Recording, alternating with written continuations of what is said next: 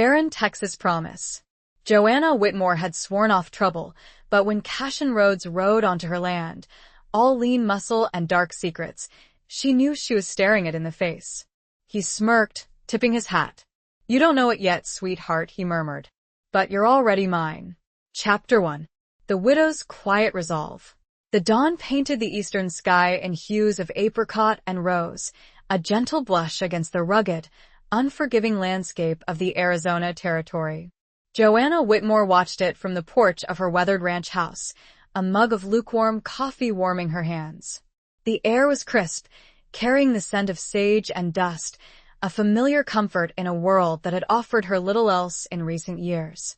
She was 57, her face etched with the stories of a life lived hard, lines around her kind, gray eyes that held both a deep sadness and an unwavering resilience.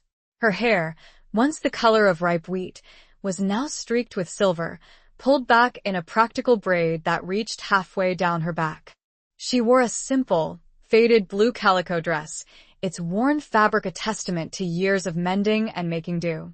Joanna had buried her husband, Thomas, 5 years ago, a good man taken too soon by a fever that had swept through the territory like a wildfire. The grief had nearly broken her, leaving her hollowed out and adrift.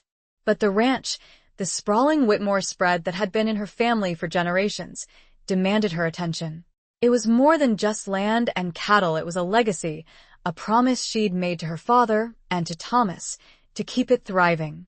And so, she had risen from the ashes of her despair, her hands becoming calloused, her spirit hardening, forging a quiet strength that surprised even her. The ranch hands, a motley crew of loyal, if sometimes rough around the edges, men, were already stirring. She could hear the clatter of pans from the bunkhouse, the low murmur of their voices. Old Man Hemlock, the cook, a grizzled veteran of countless cattle drives, would be cursing the lack of decent coffee beans, while young Billy, barely out of his teens, would be trying to sneak an extra biscuit. A faint smile touched Joanna's lips. They were her family now, these men, bound together by the shared hardship and the unspoken understanding of life on the frontier. She took a slow sip of her coffee, the bitter taste grounding her. Today was branding day, a crucial task in the ranch's yearly cycle. It was backbreaking work, hot and dusty, but it was necessary. Each calf branded with the Whitmore W represented a future, a small victory against the relentless challenges of the land. She had learned to find solace in these routines, in the rhythm of the seasons, in the tangible results of her labor. It was a way to keep the ghosts at bay, to silence the whispers of loneliness that sometimes crept into her heart during the long, quiet nights. Joanna set her mug down on the porch railing, the wood rough beneath her fingers. She looked out across the vast expanse of her land, the rolling hills dotted with mesquite and scrub brush, stretching as far as the eye could see. It was a beautiful, brutal place, a land that demanded respect and offered no guarantees. She had learned that lesson the hard way, more than once. A hawk circled overhead, its sharp cry echoing across the stillness. Joanna watched it, a sense of kinship stirring within her. Like the hawk, she was a survivor, a creature of this wild, untamed land. She had weathered storms, both literal and figurative, and she had emerged stronger, her roots digging deeper into the soil that sustained her. But even survivors carried scars. Joanna's were hidden deep, buried beneath layers of stoicism and self-reliance. The memory of her younger brother, lost to a band of outlaws years ago, still haunted her dreams. The guilt, the gnawing sense of what-ifs, lingered like a persistent ache. And then there was the secret, the one she guarded fiercely, a truth about Thomas's past that had come to light only after his death, a betrayal that had shaken her faith in everything she thought she knew. She pushed those thoughts away, refusing to let them darken the fragile peace she had found. Today was about the present, about the work that needed to be done. She would face whatever challenges came her way, as she always had, with her head held high and her spirit unbroken. As she turned to head inside, a flicker of movement at the edge of her property caught her eye. A lone rider, approaching slowly, a silhouette against the rising sun. Joanna squinted, her hand instinctively going to the rifle that leaned against the porch wall. She wasn't expecting any visitors. And in this part of the territory, strangers often meant trouble. The rider drew closer, and Joanna felt a knot of unease tighten in her stomach. He was tall, lean, and rode with an easy confidence that spoke of a life spent in the saddle.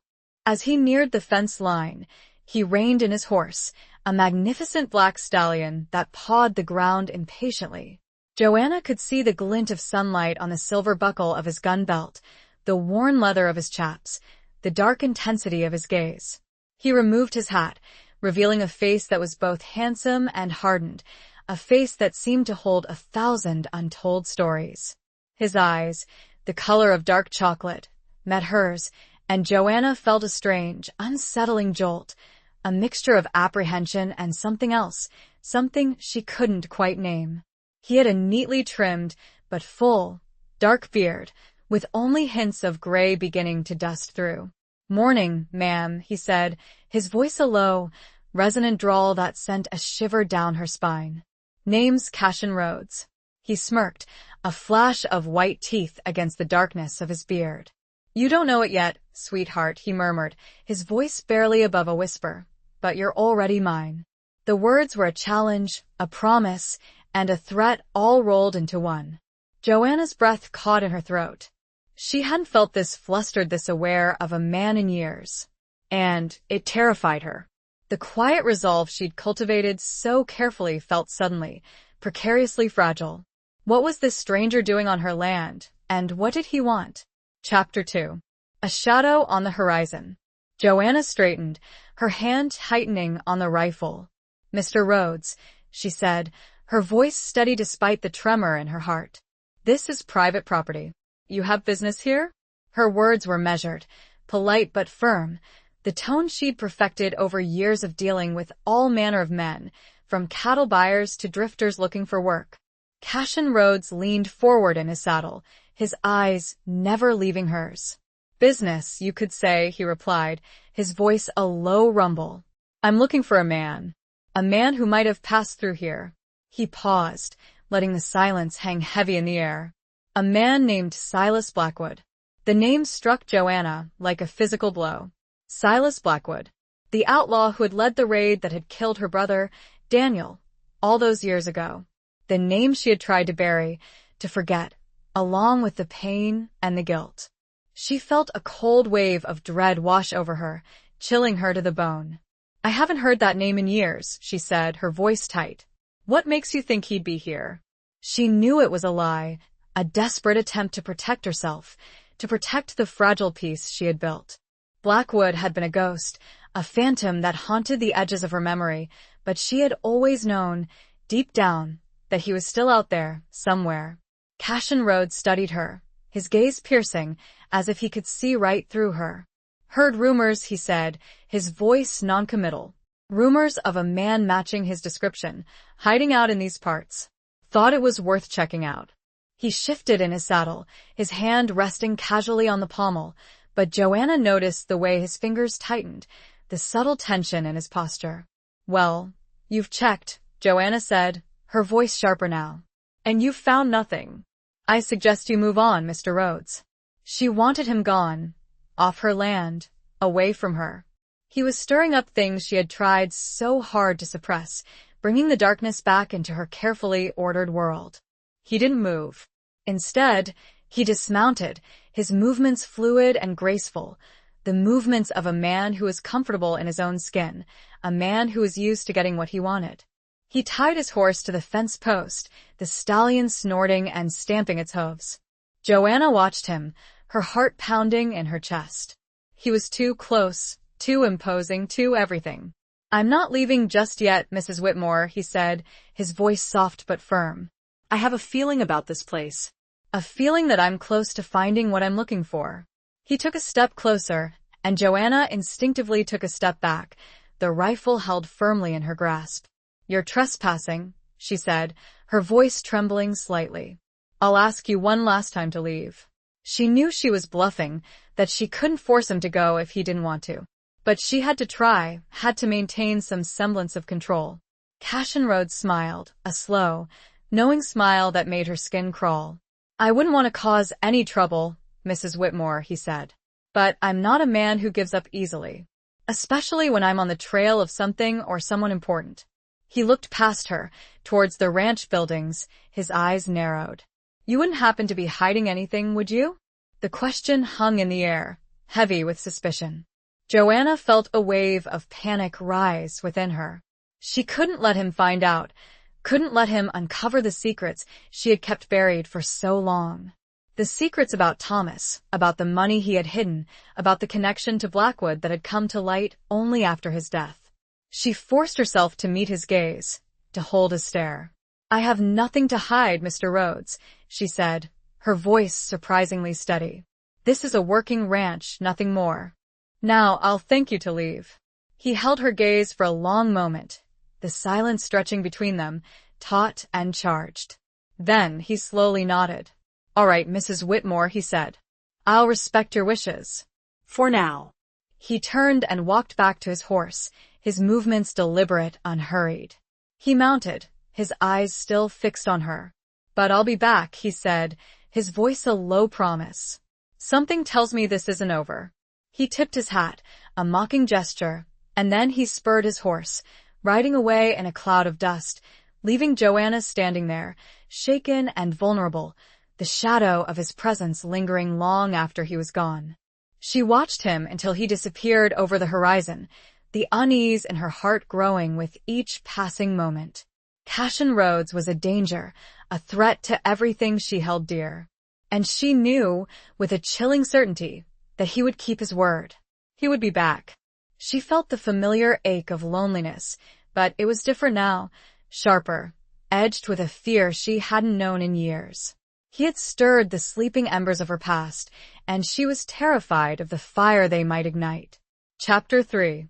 The Devil's Bargain Struck. The branding went ahead as planned, but Joanna's mind was elsewhere. The encounter with Cashin Rhodes had unsettled her deeply, leaving her distracted and on edge. She went through the motions, roping and tying calves, applying the hot iron, her hands moving with practiced efficiency, but her thoughts were racing. She kept glancing towards the horizon, half expecting to see Rhodes returning, his dark figure looming against the vast expanse of the sky. He had gotten under her skin. That much was undeniable. His presence, his words, his very gaze had awakened something within her, a mixture of fear and a strange, unsettling fascination. She tried to push him from her mind, to focus on the task at hand, but it was no use. His image kept intruding, his low, resonant voice echoing in her ears. She found herself wondering about him, about his past, about the reasons that had brought him to her doorstep. What was his connection to Silas Blackwood? And why did he seem so certain that Blackwood was somewhere nearby? As the day wore on, the heat became oppressive, the air thick with dust and the smell of burning hair and flesh. The ranch hands worked tirelessly, their faces streaked with sweat and grime, their movements becoming slower, more labored. Joanna pushed herself harder than ever, trying to outrun her anxieties, to lose herself in the physical exertion. By late afternoon, the work was finally done. The last calf had been branded. The exhausted men were heading back to the bunkhouse, their boots dragging in the dust. Joanna remained in the corral, her hands resting on the top rail, her gaze fixed on the distant mountains. She was alone, finally, with her thoughts and her fears. The silence of the evening was broken only by the occasional lowing of cattle, the distant cry of a coyote. The sky was ablaze with color, the setting sun painting the clouds in shades of orange, purple, and red. It was a breathtaking sight, but Joanna found little comfort in it. She knew she couldn't keep running from her past, from the secrets that had haunted her for so long. Cashin Rhodes had forced her hand, had brought everything to the surface. She had a choice to make. She could continue to hide, to live in fear, or she could confront the truth, whatever it might be. But confronting the truth meant risking everything. It meant exposing her vulnerabilities, her weaknesses, to a man she barely knew, a man who might very well be her enemy. It meant potentially losing the ranch, the only thing that had kept her going all these years. As she stood there, wrestling with her dilemma, she heard the sound of approaching hoofbeats. Her heart leaped into her throat. She turned, her hand instinctively reaching for the rifle she had left leaning against the fence. It was Cassian Rhodes, of course. He rode towards her, his figure silhouetted against the fading light, his face unreadable. He reined in his horse a few feet away, his eyes meeting hers. "I told you I'd be back," he said, his voice soft, almost gentle. Joanna swallowed hard. "What do you want, Mr. Rhodes?" she asked, her voice barely a whisper. He dismounted, his movements slow and deliberate. He walked towards her, stopping just a few inches away, close enough that she could feel the heat radiating from his body, close enough that she could smell the scent of leather and horses and something else, something that made her heart beat faster. "I want the truth, Mrs. Whitmore," he said, his voice low and intense. "I want to know what you're hiding, and I want to know where Silas Blackwood is." Joanna felt a wave of despair wash over her. She was trapped, cornered. There was no escape. She looked into his eyes, and she saw something there, something beyond the suspicion and the determination. She saw a flicker of understanding, of empathy, perhaps even of something else. "I can't," she whispered, her voice choked with emotion. He reached out and gently touched her arm, his fingers warm against her skin. The contact sent a jolt through her, a surprising, unexpected surge of something. "Yes, you can," he said, his voice soft, persuasive. "You can trust me." The words were like a lifeline, a fragile thread of hope in the darkness. But could she trust him? Could she really put her faith in this stranger, this man who had ridden into her life like a storm, stirring up the ghosts of her past? She hesitated, her mind warring with her heart. The risk was enormous, but the alternative, a life lived in constant fear, was unbearable. She looked at him, at his strong, weathered face, at his eyes that seemed to hold both darkness and light, and she made a decision, a desperate, reckless decision. "All right, Mr. Rhodes," she said, her voice trembling but firm. "I'll tell you what I know, but on one condition." He raised an eyebrow, a hint of a smile playing on his lips. "And what's that?" "You help me," she said. "You help me protect the ranch. You help me deal with whatever comes next." It was a devil's bargain, a pact made in the twilight, under the vast, indifferent sky.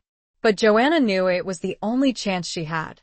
She had thrown her lot in with Cassian Rhodes, a man she barely knew, a man who might be her salvation or her destruction. The weight of her decision settled upon her, heavy and inescapable. The setting sun cast long, distorted shadows across the corral, and in that moment, Joanna felt utterly alone. Despite the man standing so close, she could feel his breath on her cheek. Where would this bargain lead? Chapter 4. Echoes of a Troubled Past. Cassian studied Joanna, his dark eyes searching hers. He saw the fear, yes, but also the steel in her spine, the resilience that had kept her going through hardship and loss. He saw a woman who had built walls around her heart, walls he was now determined to breach. "Help you?" he repeated, his voice a low murmur. "That depends on what kind of help you need, Mrs. Whitmore, and what kind of trouble you're in." He wasn't a knight in shining armor, far from it. He had his own demons to wrestle, his own reasons for pursuing Silas Blackwood. But there was something about this woman, something about her quiet strength and her vulnerability, that stirred a protective instinct within him, an instinct he hadn't felt in a long time. Joanna took a deep breath, the cool evening air filling her lungs. "It's a long story, Mr. Rhodes," she said. "A story that goes back many years. A story that involves my brother, Daniel, and Silas Blackwood." She hesitated, the name still painful to utter, the memories still raw and vivid. "I have time," Cassian said, his voice patient, encouraging. He leaned against the fence, his posture relaxed, but his gaze remained intense, focused on her. Joanna began to speak, her voice halting at first, then gaining strength as she delved into the past. She told him about Daniel, her bright, adventurous younger brother, who had dreamed of striking it rich in the gold fields of California. She told him about the day the outlaws had ridden onto their ranch, led by the ruthless Silas Blackwood, demanding money and supplies. She told him about the shootout, the chaos, the terror, and the moment she had seen Daniel fall, a bullet in his chest. Her voice broke, and she had to pause, her eyes filling with tears. Cashin remained silent, his presence a steady, grounding force. He didn't offer empty platitudes or false comfort. He simply listened, his silence more supportive than any words could have been. Joanna wiped her eyes, her hands trembling. The sheriff came, she continued, her voice rough with emotion. But Blackwood and his gang had vanished. They were never caught, never brought to justice. She looked at Cashin, her eyes pleading. I thought it was over. I thought I could move on. But then she hesitated again, the hardest part of the story still to come. The secret she had kept hidden for years, the secret that had shattered her image of her late husband. After Thomas died, she said, her voice barely a whisper, I found some things. Letters. A hidden strongbox. Money. A lot of money. She swallowed hard. And a note. From Silas Blackwood. Thanking Thomas for his help. Cashin's eyes narrowed. Help, he repeated, his voice sharp. What kind of help? Joanna shook her head, her face pale. I don't know, she said. The note was vague. But it was clear Thomas had been involved with Blackwood. Somehow. He had betrayed us. Betrayed Daniel. The words were like acid in her mouth, the betrayal still a fresh wound, even after all these years. Cashin remained silent for a long moment, processing what she had told him. He could see the pain in her eyes, the anguish of discovering her husband's secret, the guilt and the confusion that had haunted her ever since. So, you think Blackwood is back? He asked, his voice quiet. You think he's come for the money? Joanna nodded. I don't know what else to think, she said. Ever since you mentioned his name, I've had this feeling, this dread. And then there are the whispers, the rumors among the ranch hands. They say they've seen strangers lurking around the edges of the property. Heard things in the night. Cashin pushed himself away from the fence, his mind racing. The pieces were starting to fit together, the puzzle taking shape. His own reasons for pursuing Blackwood were personal, a debt of honor, a score to settle. But now there was more at stake. There was Joanna, this woman who had been caught in the crossfire, this woman who needed his help. All right, Mrs. Whitmore, he said, his voice firm. I'll help you. I'll help you find out what's going on. And I'll help you protect your ranch. He paused, his eyes meeting hers. But you need to understand something. This won't be easy. Blackwood is a dangerous man. And if he's involved, there will be others. We'll be facing a storm. Joanna nodded, her gaze unwavering. I understand, she said. I'm not afraid of storms, Mr. Rhodes. I've weathered a few in my time. She offered him a small, determined smile, a flicker of the fire that had kept her going through all the darkness. Cashin returned the smile, a genuine smile this time, a smile that reached his eyes. Then let's weather this one together, Mrs. Whitmore, he said. He offered her his hand, a gesture of alliance, of partnership. Joanna hesitated for a moment, then she took his hand, her calloused fingers clasping his. The contact was electric, a spark of connection, of shared purpose.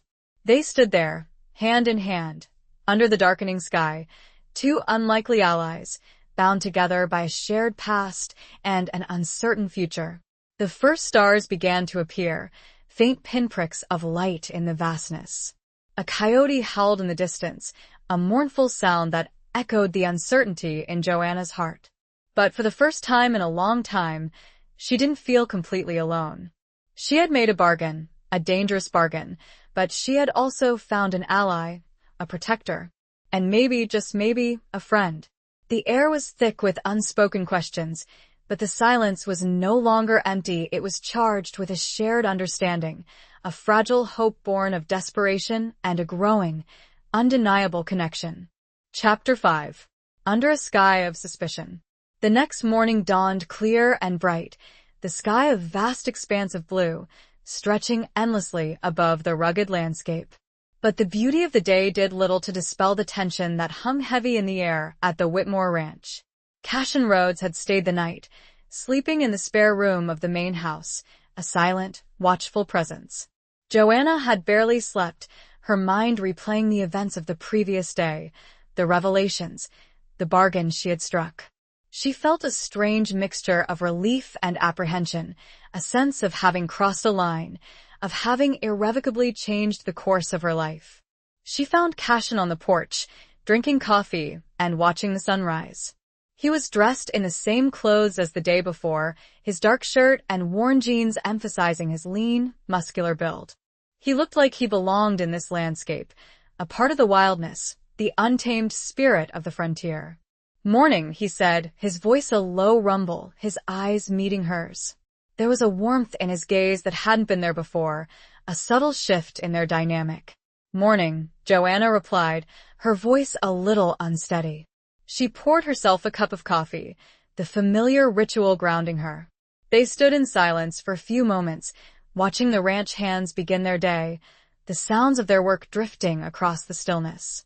The air was crisp and cool, carrying the scent of sage and dust, a familiar comfort. "I've been thinking," Cashin said, breaking the silence. "We need to be careful. If Blackwood is back, and if he knows about the money, he won't be alone. He'll have his gang with him, and they won't be afraid to use violence." Joanna nodded, her heart heavy. "I know," she said. "I've been worried about the ranch hands.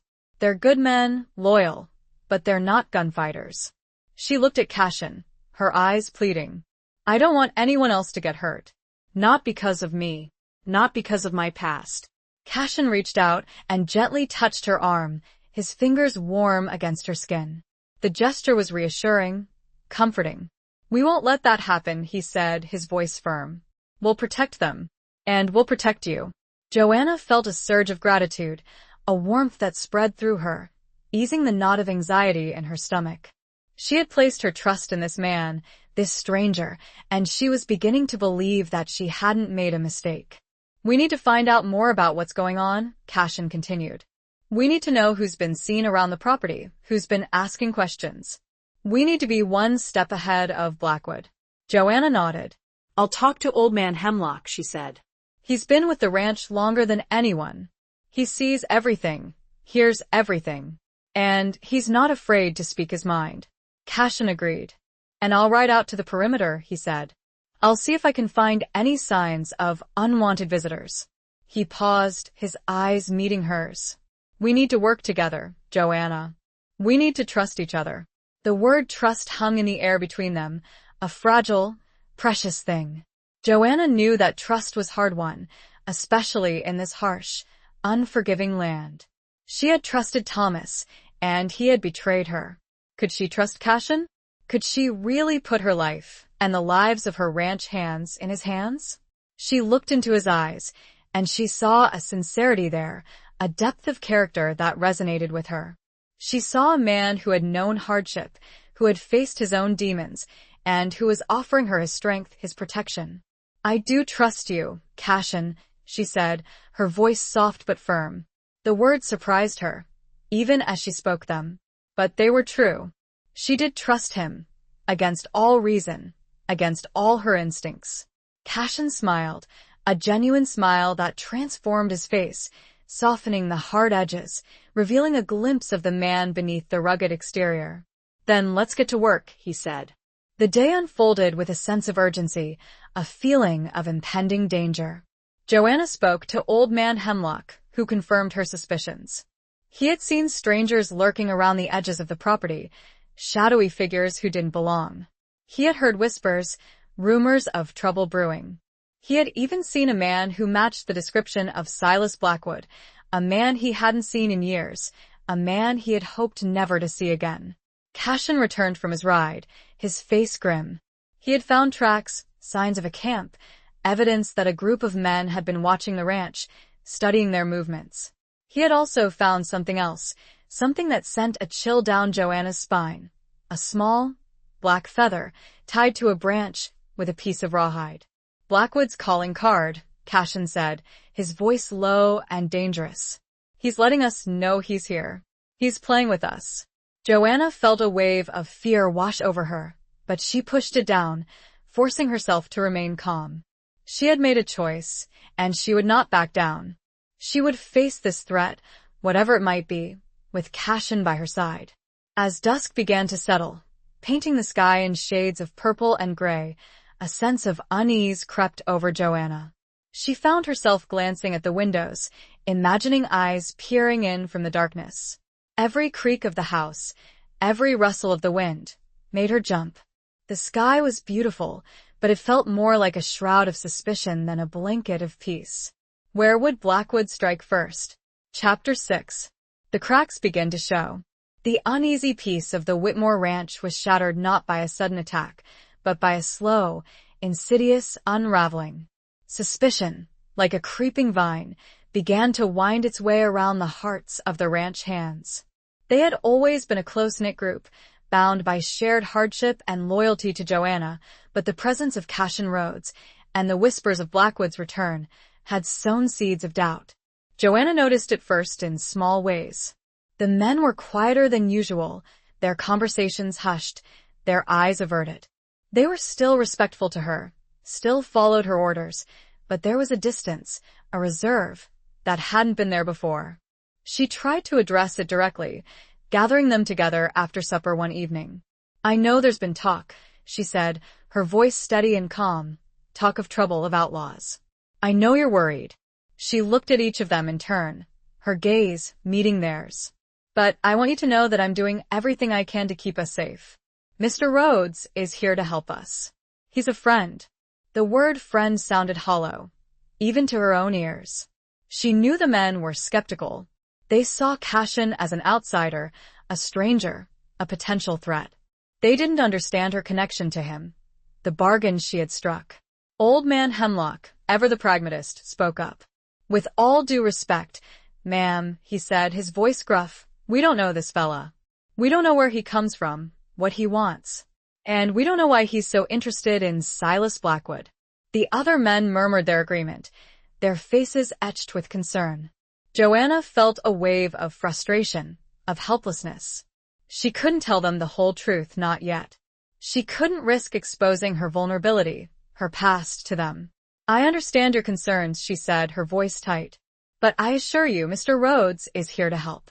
He has experience with this kind of situation." Her explanation was vague, unsatisfying, and she knew it. The men exchanged glances, their doubts evident. Young Billy, who had always been the most trusting of the bunch, spoke up hesitantly. "But ma'am," he said, "what if he's one of them? What if he's working with Blackwood?" The question hung in the air, heavy with accusation. Joanna felt a pang of guilt, of fear. She had asked herself the same question more than once. But she had chosen to trust Cashin, and she couldn't back down now. "He's not," she said, her voice firm, her gaze meeting Billy's. "I trust him." Her words were met with silence, a silence that spoke volumes. The cracks in their trust were beginning to show, and Joanna knew she was losing their confidence. Cashin, who had been standing silently at the edge of the group, stepped forward. "I understand your concerns," he said, his voice low and resonant, his gaze sweeping across the faces of the men. "I'm a stranger to you. You have no reason to trust me." He paused, his eyes meeting Joanna's for a brief moment. "But I've given Mrs. Whitmore my word. And I keep my word." His words were simple, direct, but they carried a weight of sincerity, a sense of honor, that resonated with the men. They looked at him, their expressions softening slightly. "I'm not asking you to trust me blindly," Cashin continued. "I'm asking you to give me a chance. To judge me by my actions, not by your fears." He paused again. "I'm here to help. To protect this ranch, and to protect all of you." His words seemed to have an effect. The men were still wary, still uncertain, but the tension in the air had eased somewhat.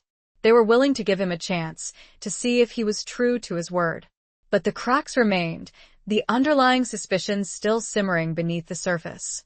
Joanna knew that one wrong move, one misstep, could shatter the fragile truce they had achieved. As the men dispersed, heading back to the bunkhouse, Joanna and Cashin were left alone.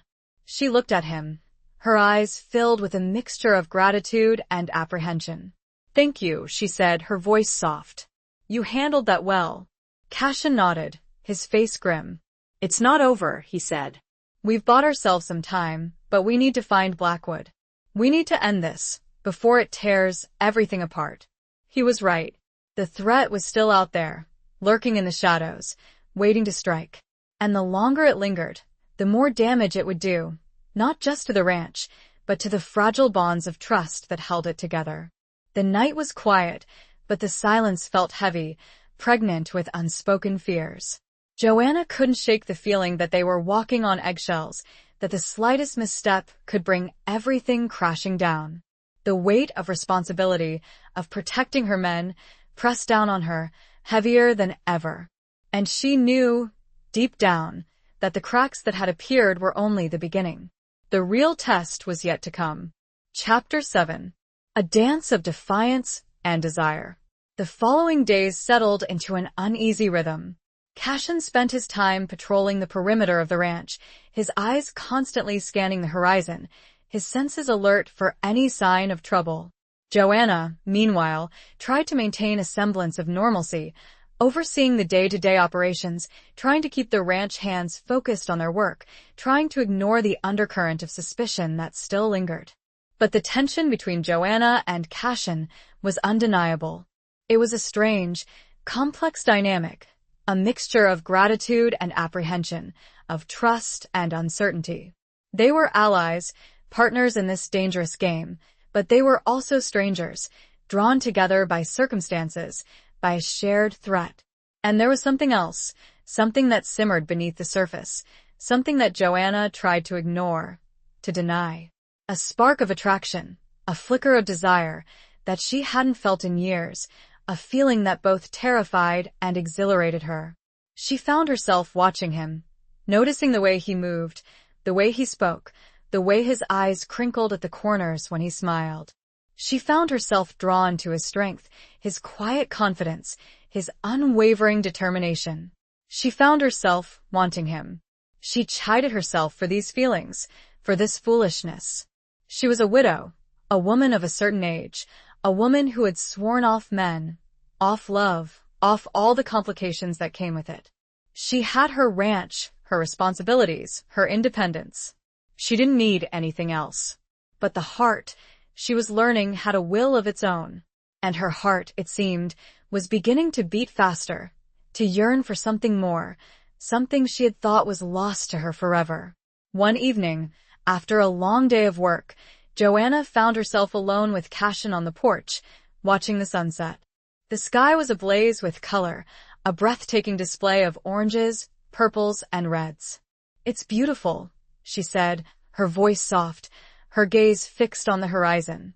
"It is," Cashin agreed, his voice a low rumble, his eyes meeting hers.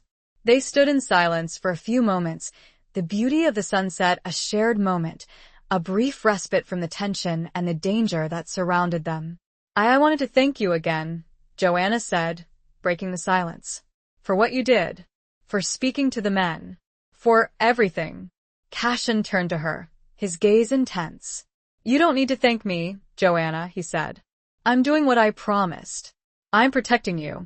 His words were simple, but they carried a weight of meaning, a depth of emotion, that sent a shiver down her spine. "I know," she said, her voice trembling slightly. "But it's more than that. You've given me hope. Something I haven't felt in a long time." He reached out and gently touched her cheek, his fingers warm against her skin. The contact was electric, a spark that ignited something deep within her. "You're a strong woman, Joanna," he said, his voice soft, almost a whisper. "You don't need me to give you hope. You have it within you."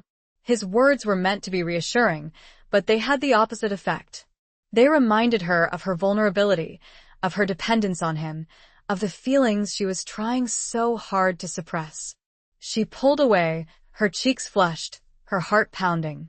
"I should go inside," she said, her voice unsteady. He didn't try to stop her. He simply nodded, his eyes watching her, his expression unreadable. Joanna turned and fled into the house, her mind racing, her emotions in turmoil. She was playing with fire, she knew. She was allowing herself to be drawn to this man, this stranger, this outlaw. But she couldn't help it. The feelings were too strong, too insistent, to be denied. She was caught in a dance of defiance and desire, a dance that could lead to heartbreak, to disaster. Or perhaps to something else entirely. Something she hadn't dared to dream of in years. She lay awake long into the night, her thoughts consumed by Cashin. She imagined his touch, his kiss, his embrace. She imagined a future that was both terrifying and exhilarating, a future that could either save her or destroy her. The wind howled outside, mirroring the turmoil within her. She knew she was standing on a precipice, and the slightest breeze could push her over the edge. But which way would she fall? Towards destruction, or towards a love she thought she'd buried long ago? Chapter 8. The Weight of Unspoken Words. The unspoken tension between Joanna and Cashin grew thicker, a palpable presence that hung heavy in the air. They continued their routine, working side by side, planning their defense against Blackwood, but their interactions were charged with a new awareness, a heightened sensitivity. Every glance, every touch, every word exchanged was laden with unspoken meaning. They were dancing around their feelings, circling each other, both drawn to and wary of the connection that was growing between them. Joanna found herself increasingly distracted, her thoughts constantly drifting to Cashin. She would catch herself staring at him, admiring the way the sunlight glinted off his dark hair, the way his muscles rippled beneath his shirt as he worked, the way his eyes held a mixture of strength and vulnerability. She tried to focus on the ranch, on the threat that loomed, but it was becoming increasingly difficult. Her heart, it seemed, had a mind of its own, and it was leading her down a dangerous path. One afternoon, while they were mending a section of fence together, their hands brushed accidentally. The contact was brief, fleeting, but it sent a jolt of electricity through Joanna, a wave of heat that flushed her cheeks. She pulled her hand away quickly, her heart pounding. "Sorry," she mumbled, her voice unsteady. Cashin looked at her, his eyes dark and intense. "No need to apologize," he said, his voice a low rumble. They stood there for a moment, their gazes locked, the silence between them thick with unspoken words. The air crackled with tension, with desire, with the weight of everything they weren't saying. Joanna wanted to speak, to confess her feelings, to ask him if he felt it too, this strange, powerful connection. But she couldn't. The words wouldn't come. Fear held her back, fear of rejection, fear of vulnerability, fear of losing the fragile piece she had found. Cashin, too, seemed to be struggling with something. He looked like he wanted to say something, to reach out to her, to bridge the gap between them. But he hesitated, his jaw clenched, his eyes clouded with uncertainty. The moment passed, the opportunity lost. They returned to their work, their hands moving mechanically, their minds elsewhere. The silence between them remained, but it was no longer comfortable, no longer companionable. It was a silence filled with unspoken longing, with unacknowledged desire, with the weight of everything they couldn't, or wouldn't, say. Later that evening, Joanna found herself alone in the kitchen, preparing supper. She was trying to focus on the task at hand, chopping vegetables, stirring the stew, but her thoughts kept returning to Cashin, to the moment at the fence, to the unspoken words that hung between them. She heard him enter the room, his footsteps quiet on the wooden floor.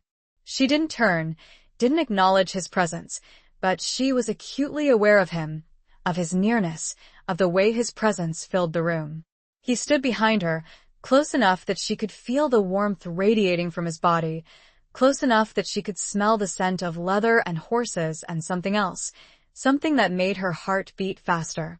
"Joanna," he said, his voice soft, almost a whisper. She turned, her eyes meeting his. The look on his face was intense, searching, a mixture of desire and something else. Something that looked like pain. "Cashin," she replied, her voice barely audible. He reached out and gently touched her cheek, his fingers tracing the lines of her face, the lines that told the story of her life, of her hardships, of her resilience. He began, his voice hesitant, his eyes searching hers. He didn't finish the sentence. He didn't need to. The words were unnecessary. The look in his eyes, the touch of his hand, said it all. He leaned in, his lips brushing against hers, a tentative, questioning touch. Joanna closed her eyes, her heart pounding, her senses reeling. She had waited for this, longed for this, without even realizing it. The kiss deepened, becoming more passionate, more urgent. Joanna responded, her arms wrapping around his neck, her body pressing against his. She was lost in the moment, lost in the feeling, lost in the man who had awakened something within her, something she had thought was dead and buried. But as quickly as it began, it ended. Cashin pulled away, his breathing ragged, his eyes filled with a mixture of desire and regret. He stepped back, creating a distance between them, a distance that felt vast and insurmountable. The weight of unspoken words, of unacknowledged fears, crashed down on them, heavier than ever. What had they done? And where did they go from here? The silence stretched, thick and suffocating, broken only by the sound of their ragged breathing. Chapter 9. Scars of the Heart and Land. The aftermath of the kiss hung heavy in the air, a silent, invisible barrier between Joanna and Cashin. They avoided each other, their interactions brief and formal, the easy camaraderie they had developed replaced by an awkward tension. Joanna was confused, hurt, and angry. She had allowed herself to be vulnerable, to open her heart to Cashin, and he had pulled away. She didn't understand why. Had she misread his signals? Had she imagined the connection between them? She retreated into herself, throwing herself into her work, trying to bury her feelings, to ignore the ache in her heart. But it was no use. The memory of his kiss, of his touch, haunted her, a constant reminder of what she had lost, or perhaps what she had never truly had. Cashin, meanwhile, was wrestling with his own demons. He had been drawn to Joanna from the moment he had met her, drawn to her strength, her resilience, her quiet beauty.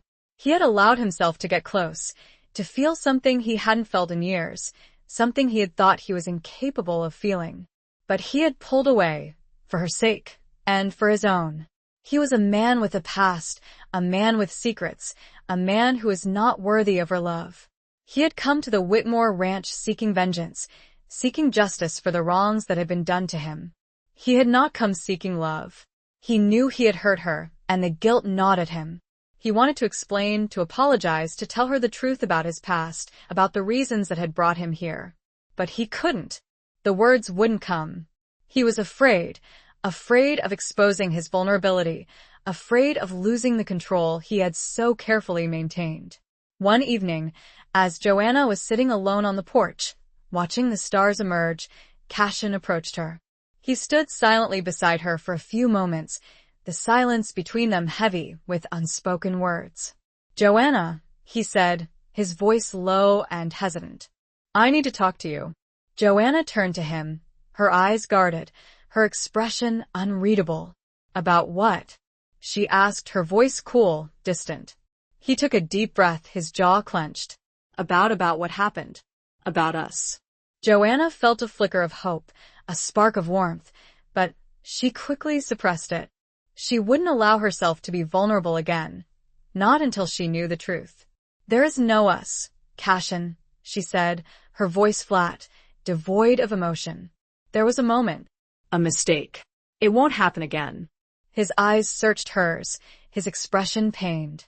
"It wasn't a mistake, Joanna," he said. He hesitated again, the words caught in his throat. He wanted to tell her everything, to confess his feelings, to reveal his past. But he couldn't.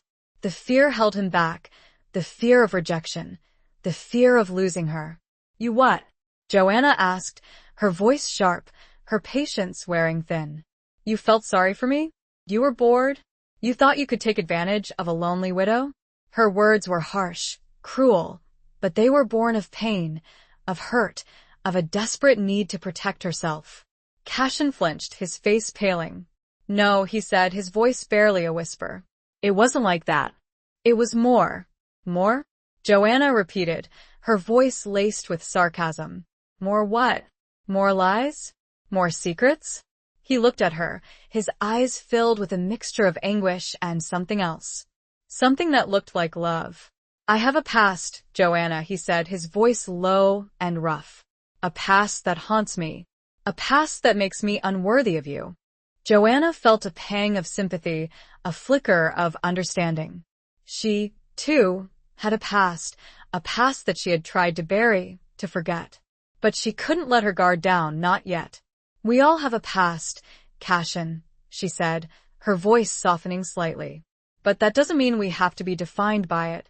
He nodded, his gaze fixed on hers. "Mine is different," he said. "It involves Blackwood. It's why I came here." Joanna's eyes widened. "What do you mean?" she asked, her voice trembling. He took a deep breath, his hands clenched into fists. "Blackwood, he killed my brother," he said, his voice raw with emotion. "Years ago. Just like he killed yours. I've been hunting him ever since. I came here to finish it." Joanna stared at him, stunned, speechless. The truth, or at least a part of it, had finally been revealed. Cashin's quest for vengeance mirrored her own, their shared pain a bond that connected them, a bond that was both terrifying and comforting. The scars of their hearts, hidden for so long, were finally laid bare, exposed under the vast, uncaring sky. The land around them, scarred by drought and hardship, seemed to echo their own internal wounds. Where would this shared pain lead them? Chapter 10. Whispers in the Wind. The revelation of Cashin's past, his shared connection to Silas Blackwood, changed everything. It created a new understanding between Joanna and Cashin, a bond forged in shared pain, shared loss, and a shared desire for justice. The awkwardness, the tension, that had existed between them since the kiss dissipated, replaced by a renewed sense of purpose, a renewed sense of partnership. They were no longer strangers, drawn together by circumstance. They were allies, bound by a common enemy, a common goal. But the revelation also brought new dangers, new uncertainties. Blackwood was not just a threat to Joanna and her ranch, he was a personal enemy to Cashin, a man who had taken everything from him. The stakes were higher now, the danger more personal, more immediate. They began to work together more closely, sharing information, planning their strategy, preparing for the inevitable confrontation. Cashin told Joanna everything he knew about Blackwood, about his gang, about his methods. Joanna, in turn, shared her knowledge of the land, of the local people, of the rumors and whispers that had been circulating. One evening, as they were poring over a map of the area, spread out on the kitchen table, Joanna noticed a small, faded scar on Cashin's hand, a scar she hadn't seen before. "What's that from?" she asked, her voice soft, her fingers gently tracing the outline of the scar. Cashin looked at his hand, his expression darkening. "Blackwood," he said, his voice low and bitter. "A reminder of that day. The day he took my brother." Joanna felt a pang of sympathy, a surge of empathy for the pain he had endured, the pain he still carried. She reached out and covered his hand with hers, her touch gentle, comforting. "I'm sorry, Cashin," she said, her voice sincere. "I know what it's like to lose someone, to live with the guilt, the what-ifs." He looked at her, his eyes filled with a mixture of pain and gratitude. "Thank you, Joanna," he said, "for understanding." They sat in silence for a few moments, their hands clasped together, a silent connection, a shared understanding that transcended words. The weight of their shared past, of their shared loss, hung heavy in the air, but it was no longer a burden, no longer a source of division. It was a bond, a strength, a source of resilience. As they continued their planning, they began to hear more whispers, more rumors, carried on the wind, filtering through the ranch hands, the local townsfolk. Blackwood was gathering his forces, recruiting new men, preparing for something big. They knew they didn't have much time. They needed to act quickly, to strike before Blackwood was ready, to take the fight to him. Cashin decided to ride out to the nearby town, to gather more information, to see if he could find any leads on Blackwood's whereabouts. Joanna, meanwhile, stayed at the ranch, overseeing the preparations, strengthening their defenses, preparing for the inevitable attack. Before Cashin left, Joanna stopped him at the gate, her hand on his arm. "Be careful, Cashin," she said, her voice filled with concern. "Please, come back to me." The words slipped out before she could stop them, revealing the depth of her feelings, the fear that gnawed at her. She cared for him, more than she had realized, more than she had allowed herself to admit. Cashin looked at her, his eyes searching hers. He saw the fear, the concern, but he also saw something else. He saw the love, the affection, that she had tried so hard to hide. He reached out and gently cupped her face in his hands, his thumbs caressing her cheeks.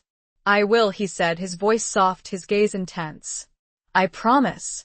He leaned in and kissed her, a gentle, tender kiss, a kiss that spoke of promises, of hope, of a future they might share, if they could survive the storm that was coming. As he rode away, Joanna watched him, her heart filled with a mixture of fear and hope. The whispers in the wind were growing louder, the threat more imminent, but she was no longer alone. She had Cashin, and she had the strength of their shared purpose, their shared love, to guide her. The sun dipped below the horizon, casting long shadows across the land. The wind picked up, carrying with it the scent of dust and something else. Something ominous. Joanna shivered, not from the cold, but from a premonition, a sense of impending danger. The whispers were no longer just rumors, they were a warning. And she knew, with a chilling certainty, that the storm was about to break. Chapter 11. The Price of Protection. Cashin's return from town brought news, but not the kind Joanna had hoped for. He had learned that Blackwood was indeed amassing a force, gathering men and supplies in a hidden canyon some miles to the north. He had also learned something else, something that sent a chill down Joanna's spine. "Blackwood knows about the money, Joanna," Cashin said, his voice grim, his face etched with concern. "He knows about Thomas's involvement, and he's coming for it." Joanna felt a wave of fear wash over her, a cold dread that settled in the pit of her stomach. She had hoped, against all reason, that the money was a secret, a forgotten detail. But Blackwood's memory was long, and his greed was insatiable. How did he find out?" she asked, her voice trembling. Cashin shook his head. "I don't know," he said. "But it doesn't matter now. What matters is that he's coming. And he'll stop at nothing to get what he wants." They knew they had to act quickly, to prepare for the inevitable attack. They fortified the ranch, strengthening the fences, barricading the windows, arming the ranch hands. It was a desperate effort, a race against time, but they were determined to make a stand, to protect their home, their lives. Joanna, despite her fear, found a new strength within her, a fierce determination to protect what was hers. She had lost too much in her life, had endured too much pain. To give up now. She would fight, alongside Cashin, alongside her men, to defend her ranch, her legacy. The ranch hands, initially skeptical of Cashin, now saw him in a new light. They saw his courage, his determination, his unwavering commitment to protecting them. They saw the bond between him and Joanna, the shared respect, the growing affection. They rallied around them, their loyalty renewed, their spirits bolstered by the presence of a strong leader. One evening, as they were making their final preparations, a rider approached the ranch, a young man, dusty and weary, his horse lathered in sweat. He was one of Cashin's contacts from town, a man who had agreed to keep an eye on Blackwood's movements. "They're coming," the young man said, his voice breathless, his eyes wide with fear. "Blackwood and his gang. They're riding tonight. They'll be here by dawn." The news hit them like a physical blow. The time for preparation was over. The storm had arrived. Joanna looked at Cashin, her eyes filled with a mixture of fear and resolve. "We're ready," she said, her voice firm, her hand reaching for his. Cashin nodded, his gaze meeting hers. "We are," he said. He squeezed her hand, a silent reassurance, a silent promise. They gathered the ranch hands together, outlining their plan of defense. They would make their stand at the main house, using the surrounding buildings as cover. They would fight with everything they had to protect their home, their lives. As the night descended, a heavy silence fell over the ranch. The air was thick with tension, with anticipation, with the unspoken fear of what was to come. The stars emerged, bright and cold, indifferent to the human drama that was about to unfold. Joanna and Cashin stood together on the porch, watching the darkness, listening for any sign of approach. They were side by side, their shoulders touching, their hands clasped tightly together. "I'm scared, Cashin," Joanna whispered, her voice trembling. Cashin turned to her, his eyes filled with a tenderness that belied the harshness of the situation. "I know," he said, his voice soft. "But you're not alone. I'm here, and I won't let anything happen to you." He leaned in and kissed her a long, slow kiss, a kiss that was both a farewell and a promise. It was a kiss that spoke of love, of hope, of a future they might not have. As they broke apart, they heard it, the distant sound of hoofbeats, growing louder, closer, a thunderous roar that shattered the silence of the night. Blackwood and his gang were coming. The price of protection, Joanna knew, was about to be paid. In blood, in tears, and in the courage of those who stood ready to defend their home. The first shots rang out, shattering the stillness. The battle had begun. Where would the night end? And who would be left standing when the sun rose? Chapter 12. A Glimmer of Trust. The night erupted in chaos. Gunfire echoed across the ranch, the flashes of muzzle fire illuminating the darkness, the shouts of men and the screams of horses creating a cacophony of violence.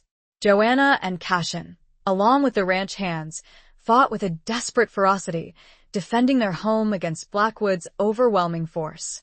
They had the advantage of position, using the ranch buildings as cover, but Blackwood's men were numerous and ruthless, pressing their attack relentlessly. Joanna, armed with a rifle, found a strength she didn't know she possessed. She had never been a fighter, had always preferred the quiet solitude of her ranch, but tonight, she was fighting for her life, for the lives of her men, for the future she hoped to share with Cashin. She saw Cashin moving through the darkness, a whirlwind of motion, his guns spitting fire, his movements precise and deadly. He was a warrior, a protector, and Joanna felt a surge of pride, of admiration for the man he was, for the courage he displayed. The battle raged for hours, a brutal, back-and-forth struggle. The ranch hands, inspired by Joanna and Cashin's leadership, fought bravely, holding their own against Blackwood's superior numbers. But they were taking casualties, their ranks thinning, their defenses weakening. Joanna saw old man Hemlock go down, a bullet in his leg, his face contorted in pain. She rushed to his side, helping him to safety, her heart aching for the old man who had been like a father to her. "I'm all right, ma'am," Hemlock said, his voice gruff, his hand gripping her arm. "Just a scratch. Go back to the fight. Protect the ranch." Joanna hesitated, torn between her desire to stay with Hemlock and her duty to the others. But she knew he was right. She had to keep fighting. She returned to her position, her rifle blazing, her heart filled with a mixture of rage and fear. She saw young Billy, fall, a bullet in his chest, his eyes wide with shock and pain. Joanna screamed, a primal scream of grief and fury. She had failed him, had failed to protect him. She had promised them safety, had promised them a future, and now they were dying. Cashin saw her, saw the anguish on her face, the despair in her eyes. He rushed to her side, his arm around her, his voice calm and reassuring. "Joanna," he said, his voice firm, his gaze meeting hers. "We can't give up. We have to keep fighting. For them. For us." His words, his presence, gave her strength. She nodded, her eyes clearing, her resolve hardening. She would not give up. She would not let them down. They fought on, side by side, their backs against the wall, their determination unwavering. They were losing ground, their defenses crumbling, but they refused to yield. As the night wore on, the tide of the battle began to turn, subtly at first, then with increasing momentum. Blackwood's men, exhausted and demoralized by the fierce resistance they had encountered, began to falter. Their attacks became less frequent, less coordinated. Cashin saw an opportunity. He rallied the remaining ranch hands, leading a counterattack, pushing Blackwood's men back, driving them away from the main house. Joanna, seeing Cashin's courage, his leadership, felt a surge of hope, a glimmer of trust in the midst of the chaos. He had promised to protect them, and he was keeping his word. The fighting continued, but the momentum had shifted. Blackwood's men, sensing defeat, began to retreat, fleeing into the darkness, their dreams of plunder shattered. As the sun began to rise, painting the eastern sky in hues of pink and orange, the fighting subsided. The ranch was a scene of devastation, the buildings damaged, the ground littered with bodies, but the battle was over. They had won. Joanna and Cashin stood together, exhausted, wounded, but alive. They had survived the night, had defended their home, had protected their lives. But the victory was bittersweet. They had paid a heavy price, had lost good men, had seen their home ravaged by violence. A glimmer of trust, however, had emerged. The shared trauma had cemented their bond. Now, what remained to be done was finding Blackwood and healing the wounds of their hearts and the land. The quiet of the aftermath was broken only by the sounds of mourning and the soft sobs of those who had lost loved ones. Where was Blackwood? Chapter 13. Broken Bonds and New Beginnings. The days following the battle were a blur of activity and emotion. Joanna and Cashin, along with the surviving ranch hands, tended to the wounded, buried the dead, and began the arduous task of repairing the damage to the ranch. The loss of Old Man Hemlock and young Billy weighed heavily on Joanna's heart. They had been more than just employees, they had been family. She mourned their loss deeply, feeling a sense of guilt, of responsibility, for their deaths. Cashin, too, was affected by the losses. He had come to care for the ranch hands, to respect their loyalty, their courage. He had seen the devastation that Blackwood had wrought, and his determination to bring him to justice was renewed, stronger than ever. But amidst the grief and the hardship, something else was happening. The bonds between Joanna and Cashin, forged in the crucible of battle, were growing stronger, deeper. They had faced death together, had fought side by side, had protected each other. They had seen each other at their most vulnerable, their most courageous, and the experience had created a connection that was unbreakable.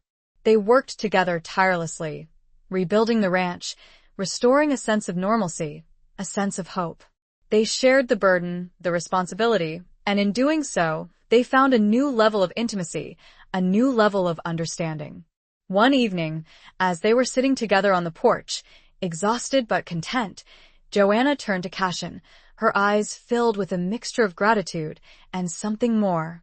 "Thank you, Cashin," she said, her voice soft, her hand reaching for his. "For everything. For saving us. For being here." Cashin squeezed her hand, his gaze meeting hers. "You don't need to thank me, Joanna," he said.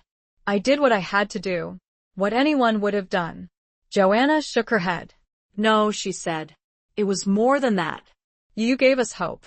You gave me hope. You showed me that I could be strong, that I could love again."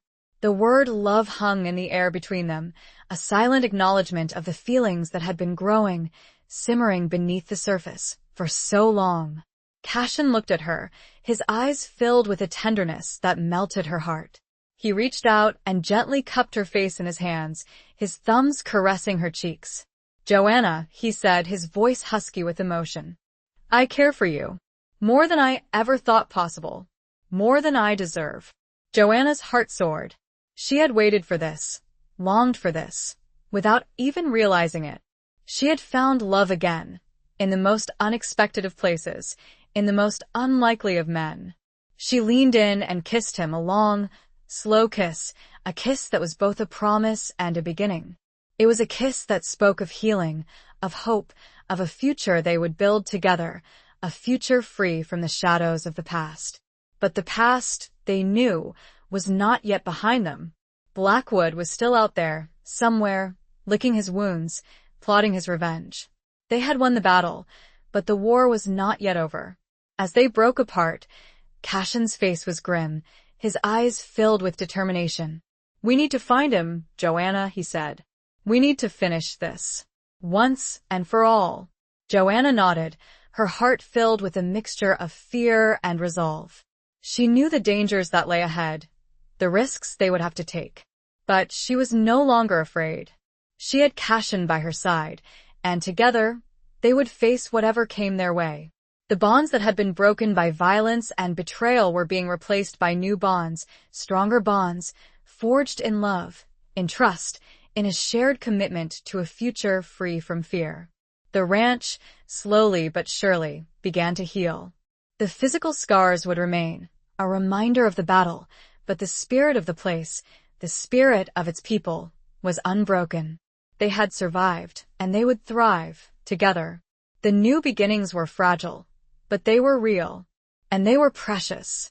Blackwood, however, remained a dark cloud on the horizon. Where was he hiding? Chapter 14. The storm breaks. The uneasy peace that had settled over the Whitmore ranch was shattered, once again, not by a direct attack, but by a subtle, insidious threat. Whispers began to circulate, rumors carried on the wind, of Blackwood's return, of his renewed activity in the area. Joanna and Cashin knew they couldn't wait for him to strike again. They had to take the initiative, to find him, to confront him, before he could gather his forces and launch another attack. They decided to split up, Cashin riding out to the surrounding towns and settlements, gathering information, tracking Blackwood's movements, while Joanna remained at the ranch, overseeing its defenses, protecting the remaining ranch hands.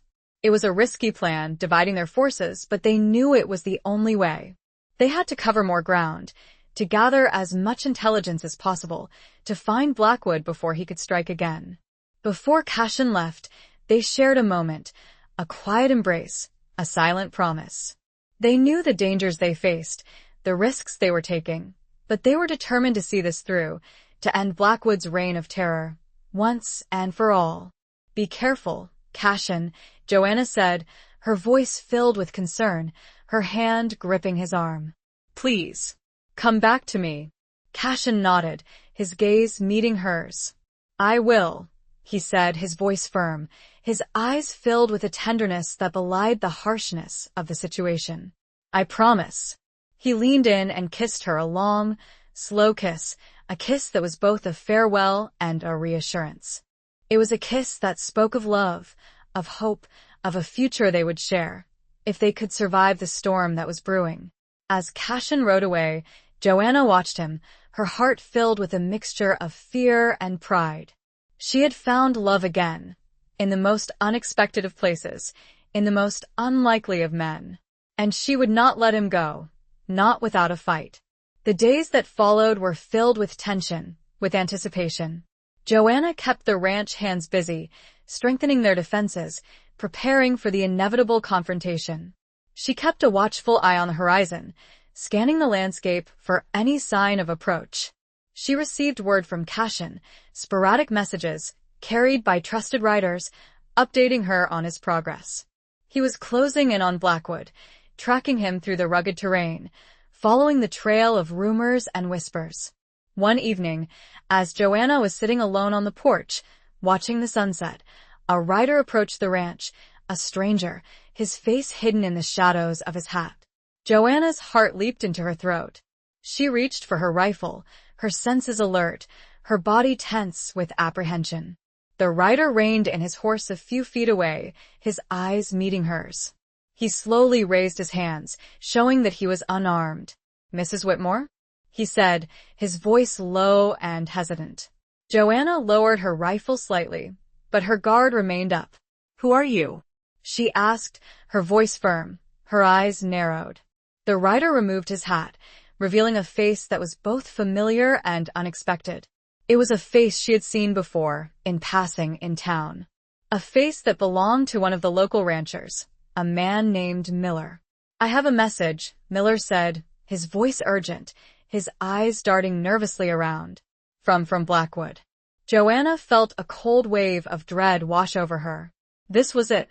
The storm had broken. "He wants to meet," Miller said, his voice trembling. "He wants to negotiate."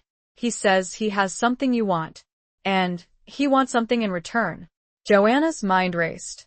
What could Blackwood possibly have that she wanted? And what could he possibly want in return? Where? She asked, her voice steady, despite the turmoil within her. The old abandoned mine, Miller said, his voice barely a whisper. Tomorrow, at dawn. Joanna knew the place. It was a desolate, dangerous location, a perfect place for an ambush. But she also knew she had no choice. She had to meet Blackwood, had to find out what he wanted, had to try to end this, once and for all. She looked at Miller, her eyes filled with a mixture of suspicion and determination. Tell him, she said, her voice firm, I'll be there.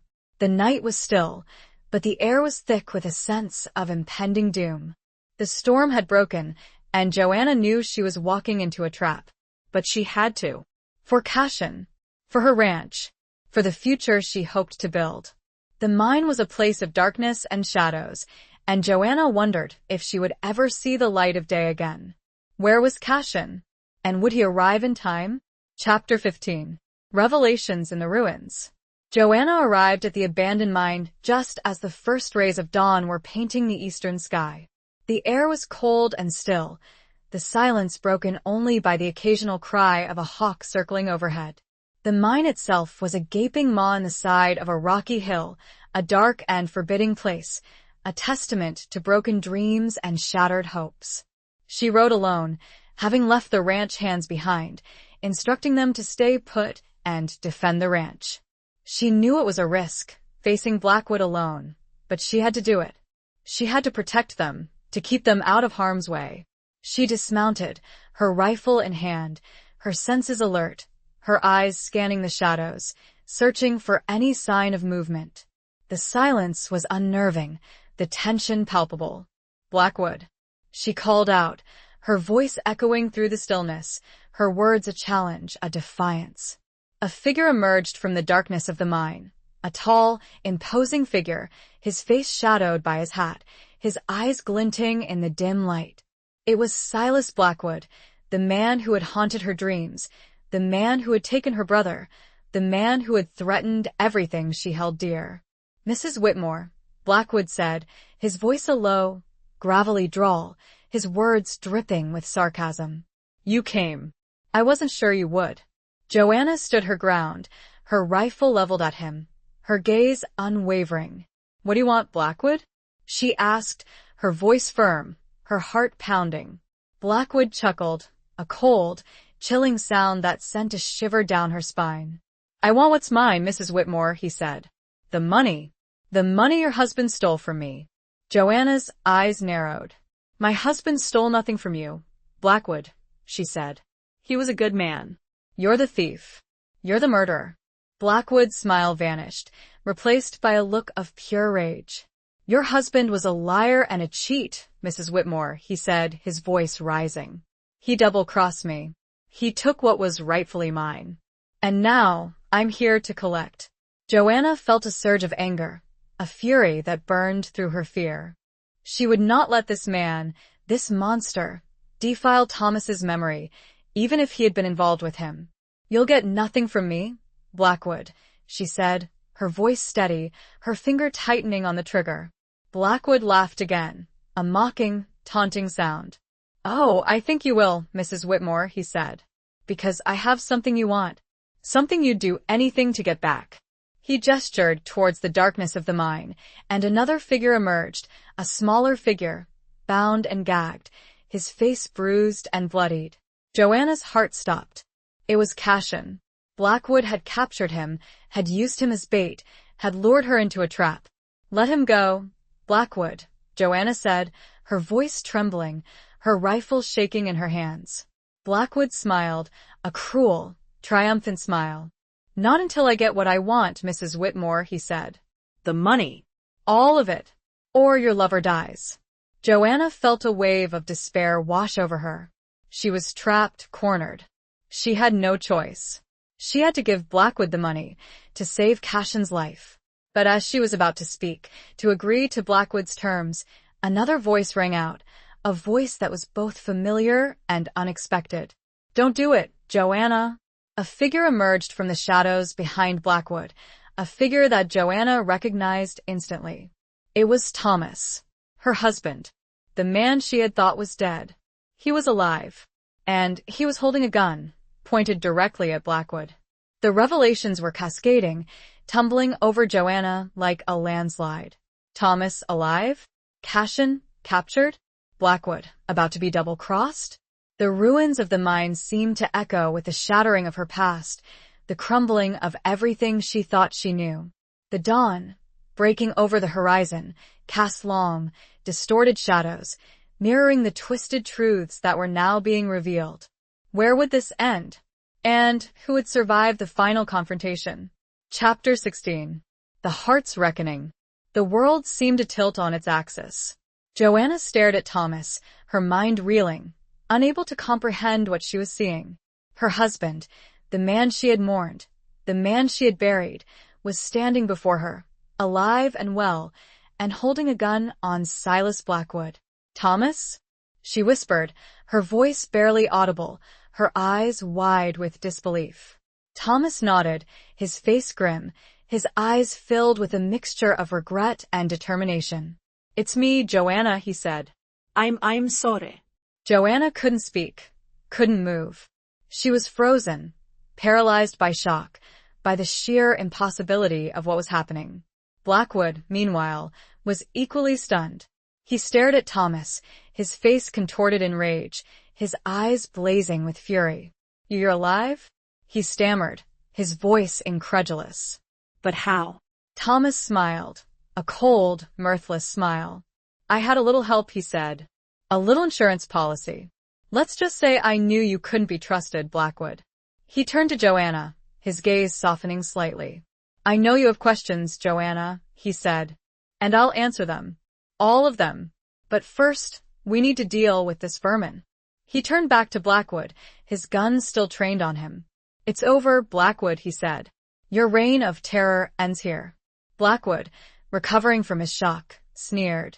"You think so, Whitmore?" he said. "You think you can stop me?" "You, and what army?" As if on cue, several figures emerged from the shadows surrounding the mine, men armed with rifles, their faces grim, their eyes focused on Blackwood. They were Thomas's men, the insurance policy he had spoken of. Blackwood was outnumbered, outgunned. He was trapped. He looked at Thomas, his eyes filled with hatred, with betrayal. "You set me up," he said, his voice low and dangerous. Thomas nodded. "I did," he said. "And now, you're going to pay for your crimes. For what you did to my brother-in-law. For what you did to Joanna." He turned to Joanna, his gaze filled with a mixture of apology and love. "I'm sorry, Joanna," he said. "For everything. For the lies, for the deception, for the pain I caused you. I never meant to hurt you." Joanna, still reeling from the shock, finally found her voice. "Why, Thomas?" she asked, her voice trembling, her eyes filled with tears. "Why did you do it? Why did you fake your death? Why did you betray me?" Thomas sighed, his shoulders slumping. "It's a long story, Joanna," he said. "A story of greed, of desperation, of mistakes.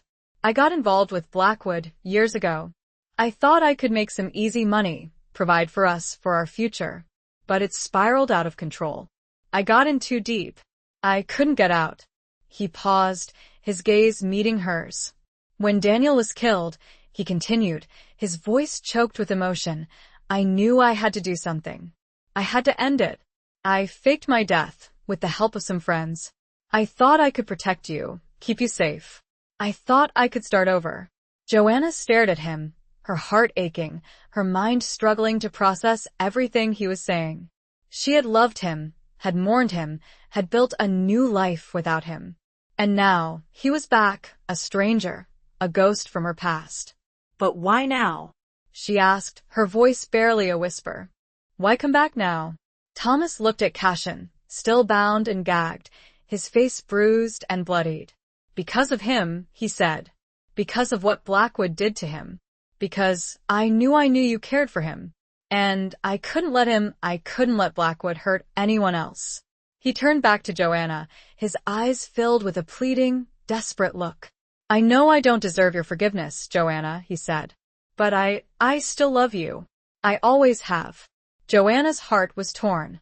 She felt a mixture of anger, of betrayal, of confusion. But she also felt something else. A flicker of love. A lingering affection for the man she had once shared her life with. The man who had, in his own twisted way, tried to protect her. The reckoning was at hand. Not just for Blackwood, but for Joanna, for Thomas, for Cashin. The heart, battered and bruised, was about to make its final stand. The truth, long buried, was finally out in the open. And the consequences, Joanna knew, would be profound. Where would she go from here? Chapter 17. A choice between two worlds. The standoff at the mine reached its climax swiftly, brutally. Blackwood, realizing he was cornered, made a desperate move, lunging for his gun, firing wildly. Thomas's men returned fire, a hail of bullets that cut Blackwood down, ending his reign of terror once and for all. The silence that followed was deafening, broken only by the ragged breathing of those who had survived the confrontation. Cashin, freed from his bonds, rushed to Joanna's side, his arm around her, his eyes filled with concern. "Are you all right?" he asked, his voice hoarse, his hand gently touching her cheek. Joanna nodded, her eyes still fixed on Thomas, her mind still reeling from the events that had just transpired. She was safe, physically unharmed, but emotionally, she was shattered, torn between two worlds, two loves, two lives. Thomas, meanwhile, stood over Blackwood's body, his face grim, his eyes filled with a mixture of relief and regret.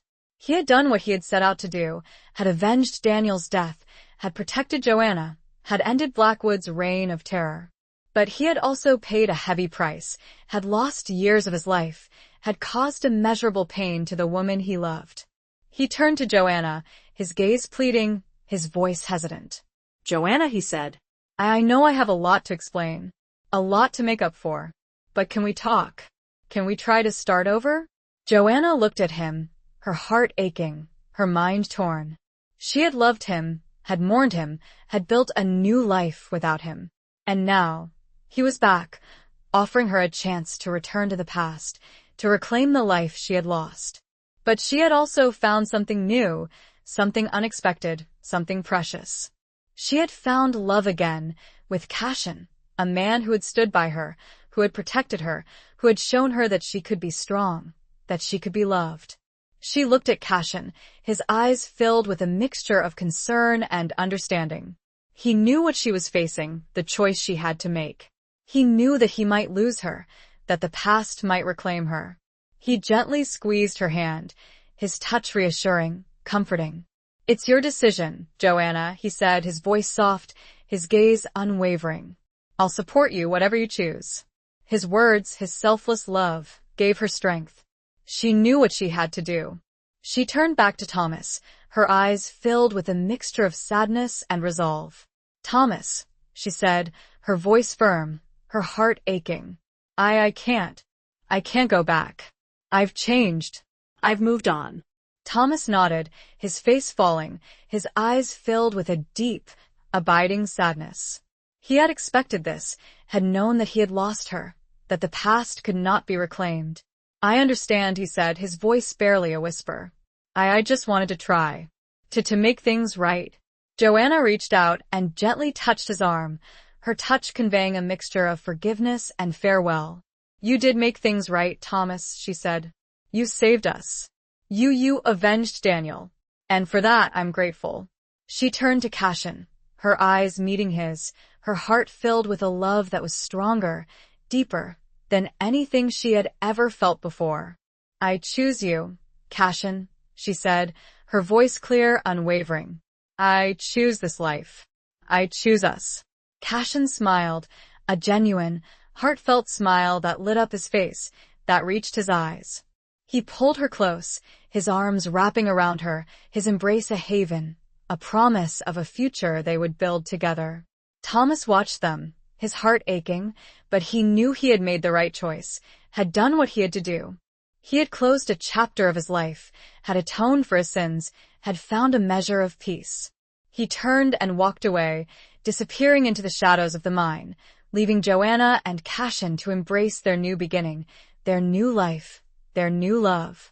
The choice had been made, the heart had spoken, and the future, though uncertain, was filled with hope. The sun rose higher in the sky, casting its golden light on the scene, illuminating the ruins of the mine, the bodies of the fallen, and the two figures standing together, their love a beacon, a testament to the resilience of the human spirit, the power of forgiveness, and the enduring promise of a new dawn. The two worlds, the past and the present, had collided, and Joanna had chosen her path. Now, what remained was to build a future, together. The weight of their decision settled upon them, a solemn promise to each other, and to the memory of those they had lost. Chapter 18. The Line in the Sand. With Blackwood dead and Thomas gone, a sense of peace, fragile but real, began to settle over the Whitmore ranch.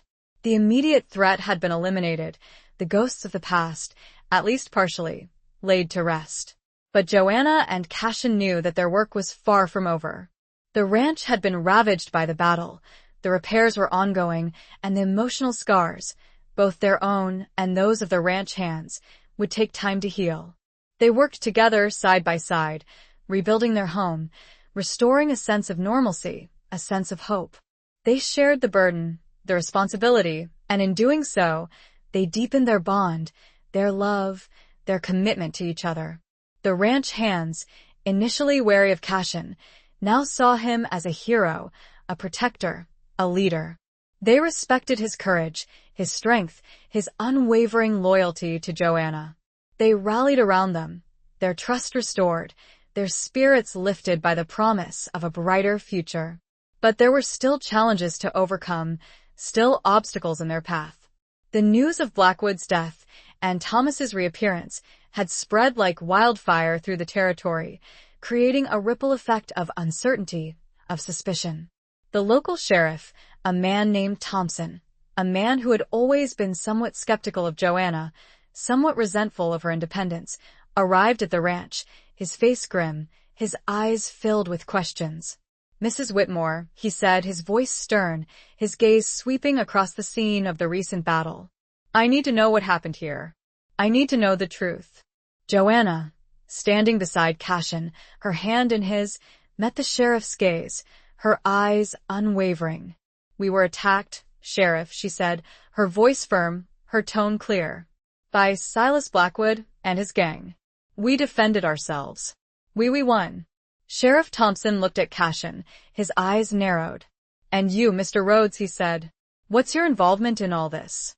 Cashin stepped forward, his voice calm, his demeanor confident. "I came here to help Mrs. Whitmore," he said. "To protect her ranch. I have a personal history with Blackwood. He killed my brother. I came here to settle the score." The sheriff listened, his expression unreadable. He had heard the rumors, the whispers about Cashin, about his past, about his reputation as a gunfighter. He was suspicious, wary, but he also knew that Joanna Whitmore was a woman of integrity, a woman who would not lie, a woman who would not protect a criminal. "And what about Thomas Whitmore?" the sheriff asked, his gaze shifting back to Joanna. "The reports say he's alive, that he was involved in all this." Joanna took a deep breath, her hand tightening around Cashin's. "Thomas is gone, Sheriff," she said, her voice steady, her eyes filled with a mixture of sadness and resolve. "He came back briefly, to help us, to make amends. But he's gone now. He won't be back." The sheriff looked at her, his eyes searching hers, trying to discern the truth, to unravel the complex web of events that had transpired. He saw the pain in her eyes, the sadness, but he also saw something else. He saw strength, resilience, determination. He sighed, his shoulders slumping slightly. He knew he wouldn't get any more answers from her, not today. He knew that the truth, as always, was more complicated than it seemed. "All right, Mrs. Whitmore," he said, his voice softening slightly. "I'll take your word for it. For now. But I'll be keeping an eye on things. And I expect you to cooperate with any further inquiries." Joanna nodded, her gaze unwavering. Of course, Sheriff, she said. The sheriff turned and left, his departure leaving a lingering sense of unease, a reminder that the world outside the ranch, the world of law and order, of suspicion and judgment, was still there, still watching, still waiting. Joanna and Cashin were left alone, standing together, their hands clasped tightly. They had drawn a line in the sand, had faced the scrutiny of the outside world, had defended their actions, their choices. They had survived, but they knew that their journey was far from over. They had each other, they had their love, they had their ranch, but they also had a future to build, a future that would require courage, strength, and an unwavering commitment to each other, to their home, to their new life. The line had been drawn, and now they had to stand firm, together, against whatever challenges the future might bring. The whispers of the past might linger, but they were determined to create a new story, a story of love, of hope, and of resilience. What challenges would they face next? Chapter 19. Facing the Ghosts. The weeks that followed were a time of healing, of rebuilding, of slowly but surely piecing their lives back together. The physical scars of the battle, both on the land and on the people, began to fade, replaced by a sense of renewed purpose, a sense of hope. But the emotional scars, the deeper wounds, lingered. Joanna, despite her love for Cashin, still struggled with the memories of Thomas, with the guilt and the confusion surrounding his reappearance, his betrayal, his final departure. She would often find herself staring out at the horizon, her mind lost in the past, wondering what might have been, questioning her choices, her feelings. She knew she had made the right decision, choosing Cashin, choosing this new life, but the ghosts of the past, the whispers of doubt, still haunted her. Cashin, too, carried his own burdens, his own scars. He had avenged his brother's death, had found justice for Blackwood's crimes, but the victory felt hollow, the satisfaction fleeting. He had lost years of his life, had hardened his heart, had become a man driven by vengeance. He struggled to reconcile the man he had been with the man he wanted to be, the man Joanna saw in him, the man he hoped to become. He feared that his past, his darkness, would taint their future, would cast a shadow over their love. One evening, as they were sitting together on the porch, watching the sunset, Joanna turned to Cashin, her eyes filled with a mixture of sadness and understanding. I still think about him, Cashin, she said, her voice soft, her hand reaching for his. About Thomas. About what happened. Cashin nodded, his gaze meeting hers. I know, he said. It's not easy. To forget. To move on. Joanna sighed, her shoulders slumping. I feel guilty, she said. Like I betrayed him. Even though he betrayed me first. Cashin gently squeezed her hand, his touch reassuring, comforting. You didn't betray him, Joanna, he said. You made a choice. A choice for your happiness, for your future. You have nothing to feel guilty about. Joanna looked at him, her eyes searching his. But what about you, Cashin? She asked. What about your past? Your ghosts? Cashin looked away, his gaze fixed on the distant horizon, his face clouded with a mixture of pain and regret. I've done things I'm not proud of, Joanna, he said, his voice low and rough. Things that haunt me. Things that make me question whether I deserve you. Whether I deserve this happiness. Joanna reached out and gently touched his cheek, her fingers tracing the lines of his face, the lines that told the story of his life, of his struggles, of his resilience. We all have things we regret, Cashin, she said, her voice soft, her eyes filled with a deep, abiding love. But we can't let the past define us. We have to learn from it, to grow from it, to become better people. She leaned in and kissed him, a gentle, tender kiss, a kiss that spoke of forgiveness, of acceptance, of a love that transcended the past, that embraced the present, that promised a future free from the shadows of doubt and regret. We'll face them together, Cashin, she said, her voice firm, her gaze unwavering. Our ghosts, our demons. We'll face them together. And we'll conquer them. Cashin smiled, a genuine, heartfelt smile that lit up his face, that reached his eyes. He pulled her close, his arms wrapping around her, his embrace a haven, a promise of a future they would build together, a future free from the darkness of the past. They knew that the journey would not be easy, that the ghosts would likely return, that the challenges would continue. But they also knew that they had each other, that they had their love, that they had the strength to overcome anything as long as they faced it together. The sun dipped below the horizon, casting its golden light on the scene, illuminating the two figures standing together, their love a beacon, a testament to the power of forgiveness, the resilience of the human spirit, and the enduring promise of a new dawn. The ghosts were still there, lurking in the shadows, but they were no longer as powerful, no longer as frightening. Joanna and Cashin had faced their demons, had acknowledged their past, and were ready to move forward, together into a future filled with hope, with love, and with the promise of a life well lived. The final confrontation was not with an external enemy, but with their internal struggles. And they had won. What remained was to live, fully and completely, in the present. Chapter 20. The final confrontation of hearts and horizons. The final confrontation, as it turned out, was not with a tangible enemy, a physical threat, but with the lingering echoes of the past, the internal struggles that still haunted Joanna and Cashin. It came in the form of a letter, delivered by a young boy on a tired horse, a letter addressed to Joanna, in a handwriting she recognized instantly, Thomas's. Joanna's heart pounded in her chest as she opened the letter, her hands trembling, her mind racing. What could Thomas possibly have to say? Was he still alive? Was he coming back? She unfolded the letter, her eyes scanning the words, her heart sinking with each line she read. The letter was not a threat, not a demand, but a confession, a final farewell. Thomas explained that he had left the territory, that he was starting a new life, under a new name, far away from the pain and the memories of his past. He apologized, again, for the hurt he had caused her, for the lies, for the deception. He acknowledged that he had lost her, that she had found happiness with Cashin, and he wished her well. He also revealed a final secret, a truth that he had kept hidden for years, a truth that he felt she deserved to know. The money that Blackwood had been after, the money that had caused so much bloodshed, was not stolen, not entirely.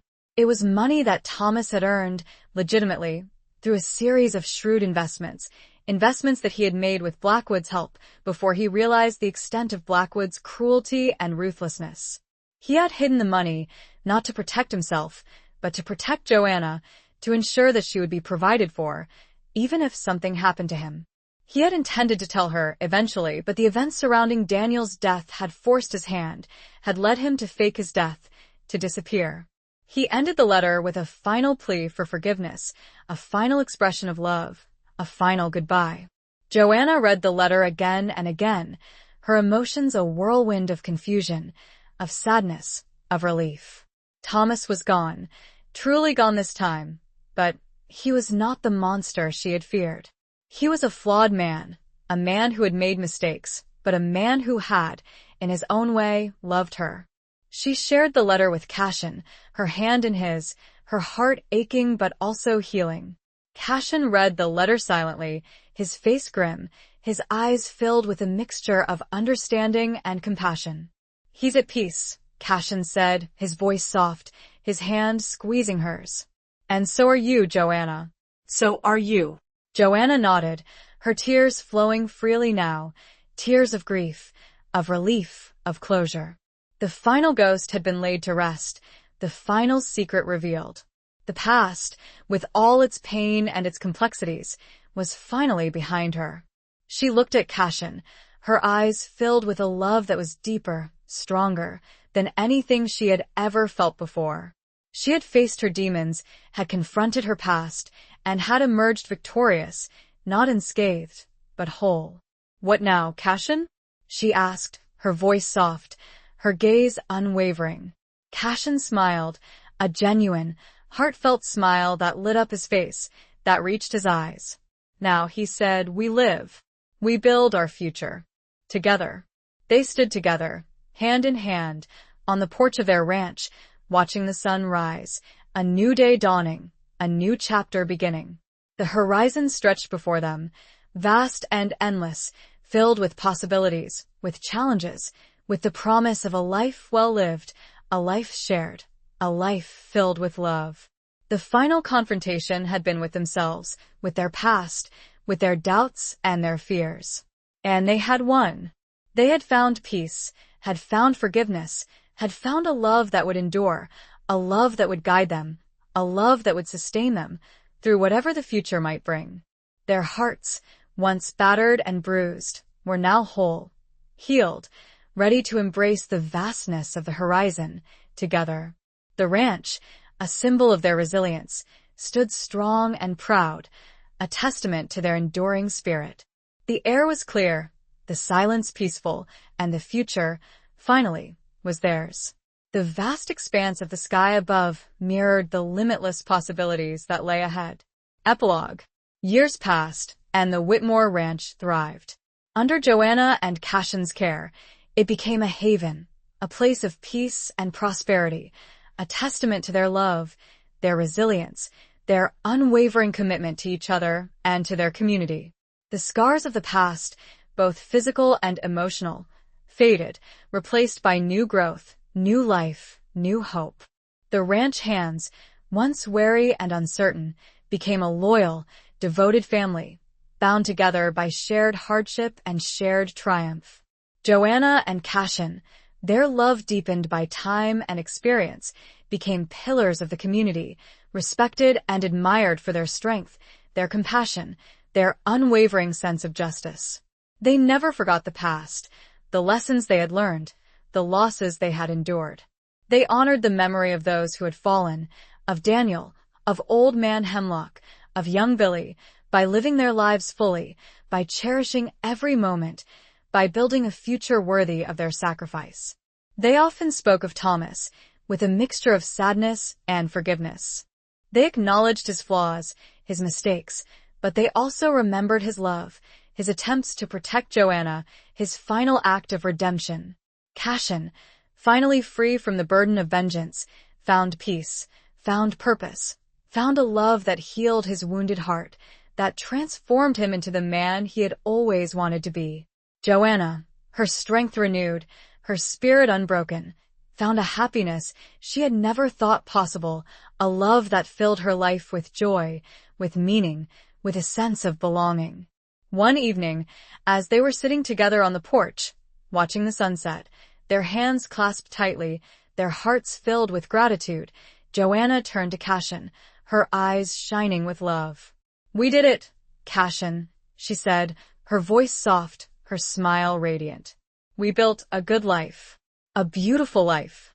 Cashin nodded, his gaze meeting hers, his eyes filled with a love that was as deep and as vast as the Arizona sky above them. "We did," he said, his voice husky with emotion. Together.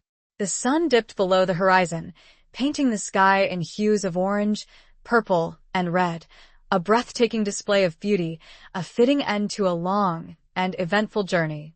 They sat in silence, their hands clasped, their hearts content, their love a beacon, a testament to the enduring power of the human spirit, the resilience of the heart, and the promise of a future filled with hope, with peace, and with the enduring beauty of a life well lived.